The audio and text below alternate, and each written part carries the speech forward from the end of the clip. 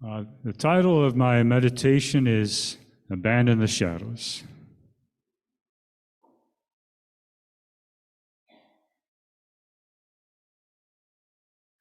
Well, before this service, this Bible was closed on the shelf in a closet with the door closed. It was in the shadows. I took it out of the closet, opened it, read the words, gave them breath by speaking them. The word came to life in my speaking and your hearing.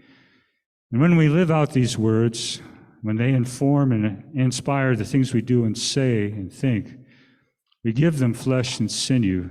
Those words are going to walk around.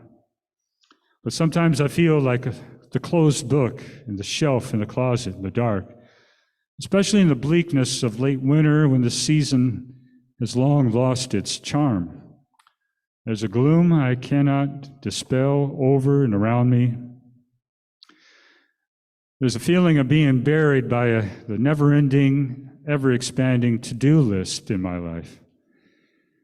And the news of the world seems to bury me further. Recently, the young man beaten to death while calling for his mother. A nation being bombed to near absolute destruction, pleading for international help.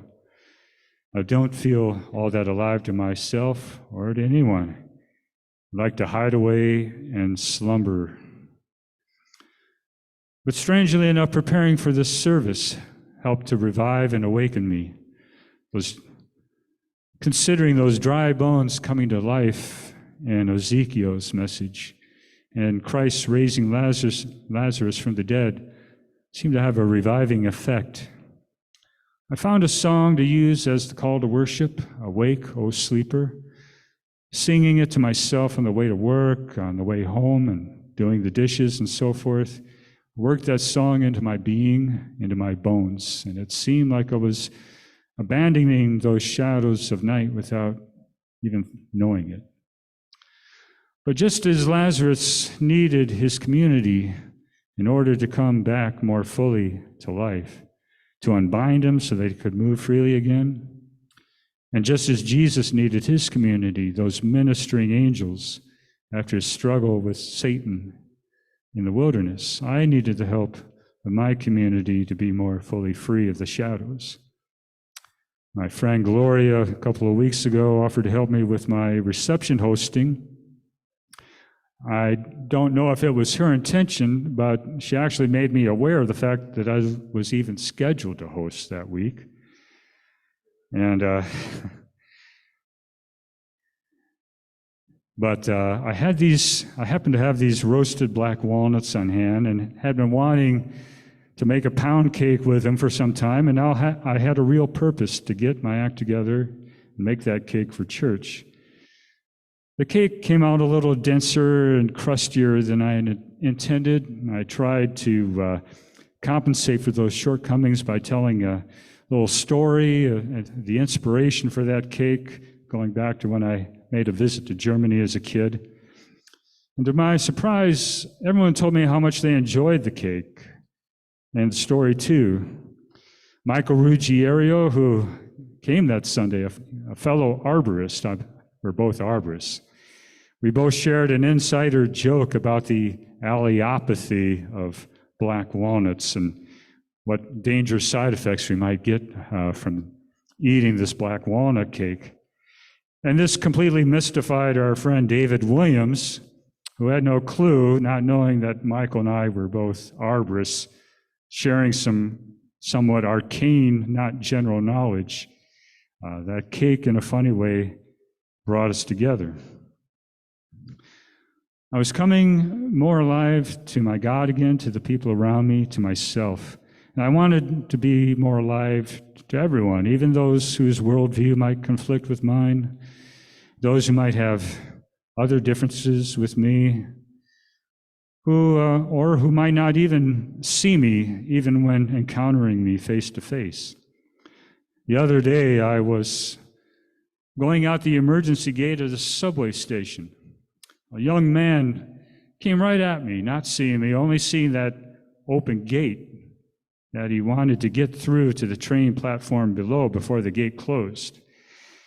And that's how it is in the city. We all have to be someplace. There's no time to see or really see everyone right in front of us. We have to look past them, slip past them, keep moving, trying to get by in our lives, or so-called lives, of quiet desperation, as Thoreau phrased it. They're not fully alive to us, and we are not fully alive to them. There's really not enough life in us to be alive to everyone all the time. We need the living water, the life-giving water that Mary Sharon spoke about a couple of weeks ago, the water that Jesus offered the Samaritan woman at the well. Last Saturday, I listened to the show Intelligence Squared on WNYC, and I have a habit of including WNYC in my meditations, and so this is another instance of that. The host and the guests were discussing the topic of debate.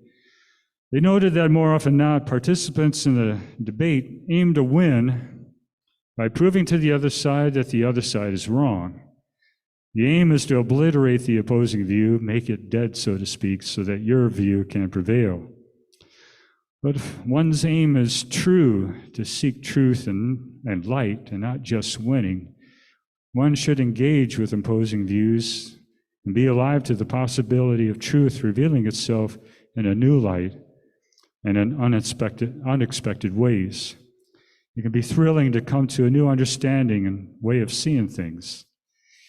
One small, uncontroversial example for me is the carol of the Father's Love Begotten, about which I expressed a very negative opinion once upon a time. And you would be surprised to know the repercussions of expressing that opinion, but I can tell you about that another time. But strangely enough, I came around to admiring that carol very much, so much so that I included singing it in the service that I led last month. And I would sing it now if I could figure out how to make it fit with this meditation. Well, in addition to Lazarus, Jesus raises from the dead the grown son of a widow who was being carried on a funeral bier out of town, and the 12-year-old daughter of Jairus, a synagogue leader. As Jesus walks in a crowd to the home of Jairus to help that ailing young girl and eventually to raise her from the dead, a woman who had been subject to bleeding for 12 years reaches out to touch Jesus in her belief that if she merely touched Jesus' cloak, that she would be healed. And her bleeding did stop. And Jesus turned and tells her, "Your faith has healed you." Her bleeding had made her unclean according to the law under which both she and Jesus lived at that time. Now, what did it mean that she was healed?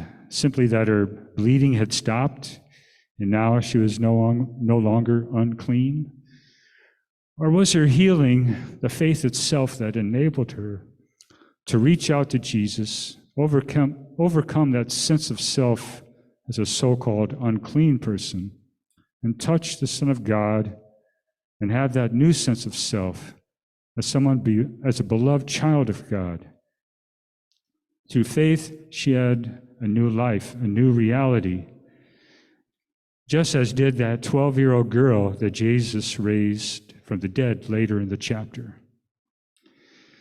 In a way, Jesus raised the law from the dead, resurrected it, gave new life to the law, unbound it from the past. To Jesus, the law was more than words scribed on scrolls hundreds of years ago that determined truth for all time and such things as who was clean and who was unclean.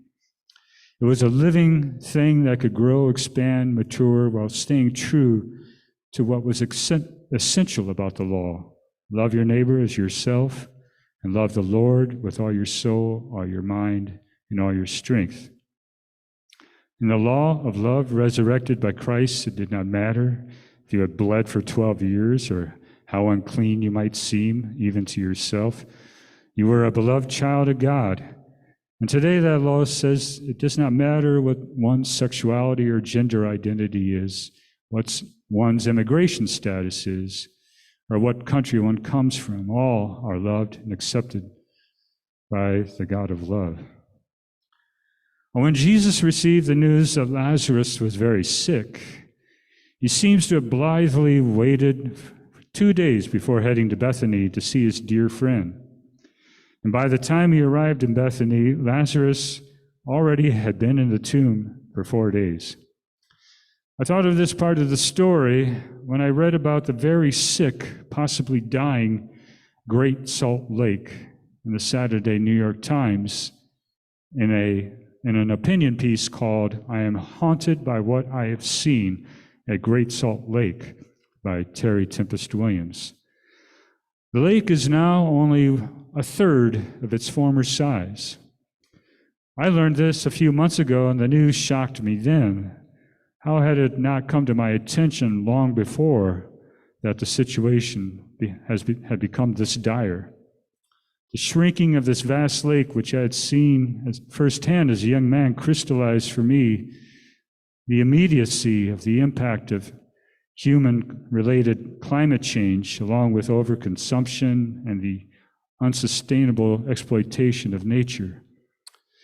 And what shocks me now, after reading Williams' article, is how little the communities around Great Salt Lake seem willing to do or not do at this point to save their lake, which is on track to disappear in 5 years if nothing's done. It seems for now the water rights for agriculture and industry take precedence over the water rights of a lake that has been in existence for millennia and that provides a glorious ecosystem of brine flies and shrimp that in turn support more than 10 million migrating birds along the Pacific Flyway, and is the sacred landscape for the northwestern band of the Shoshone Nation and the Paiute and the Ute Nation. For these native peoples, Great Salt Lake is a holy being. When he witnessed the grief that afflicted Mary and Martha and their friends from the loss of Lazarus, Jesus wept. Feeling their grief and pain, he turned their grief into joy by raising Lazarus from the dead and restoring to them their beloved brother and friend. My hope and prayer are that Utahns and all of us will not blithely wait to act, wait until we can only grieve the loss of the beloved Great Salt Lake and the loss of so many other holy beings like her, but act now to save them. For us, raising them from the dead will not likely be a possibility. And in acting to save them, and not just waiting to grieve, we might abandon the shadows of an unsustaining, unfulfilling, shrouded unlife, arise from the dead to be children of light shining out with the splendor of love.